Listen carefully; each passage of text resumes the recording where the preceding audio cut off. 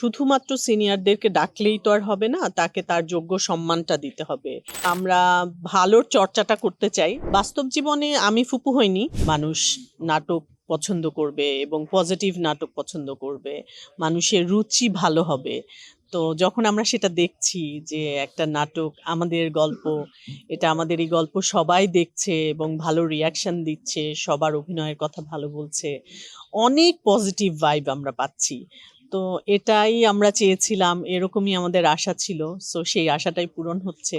তো এটা অনেক ভালো লাগার একটা ফিলিং। ২৭ বছরের ক্যারিয়ার, তার মধ্যে ২৬ বছর আমাকে দীপা খন্দকার বানিয়ে রেখেছে এবং লাস্ট 7 মান্থস আমাকে রাজ একেবারে একদম ফুপু বানিয়ে দিয়েছে। তো এটা অনেক বড় একটা ব্যাপার।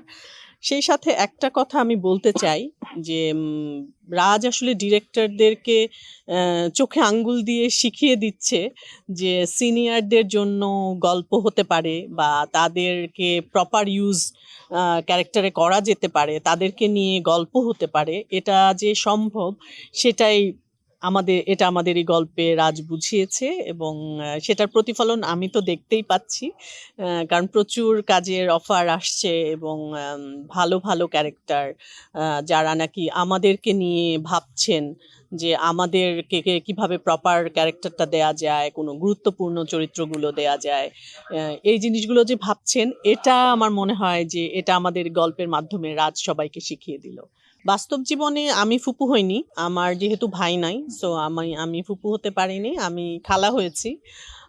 খালা হিসেবে আমার মনে হয় আমি একটা ভালো খালা। ভালো খালা এজন্য বলছি, বড় গলায় বলছি যে আমার বোনের বাচ্চাদের বা আমার ননদের বাচ্চা, দেবরের বাচ্চা, ওদের খুব প্রিয় মানুষ আমি।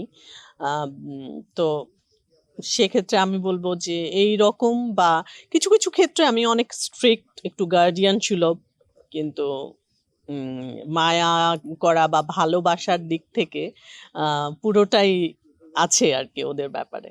ক্যারেক্টারে শান্ত থাকি বা ভালো থাকি, ক্যারেক্টারটাই ঐরকম।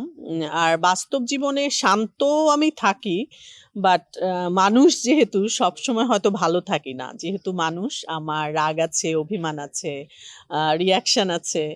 আম তো এগুলো অনেক সময় বের হয়ে যায় বা এগুলোও আছে।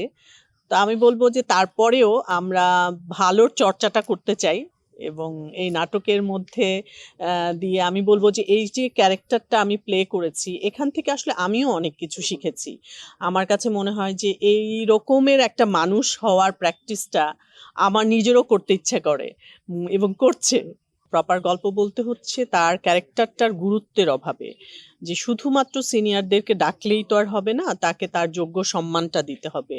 চরিত্রের মাধ্যমে তাকে যে রোলটা দিচ্ছে সেই সম্মানজনক একটা রোল দিতে হবে, সম্মানজনক একটা পেমেন্ট দিতে হবে, সম্মানজনক একটা সেট তাকে দিতে হবে, বিহেভিয়ার দিতে হবে। তো সবকিছু মিলে আসলে একটা সিনিয়র আর্টিস্টকে নিতে হয়।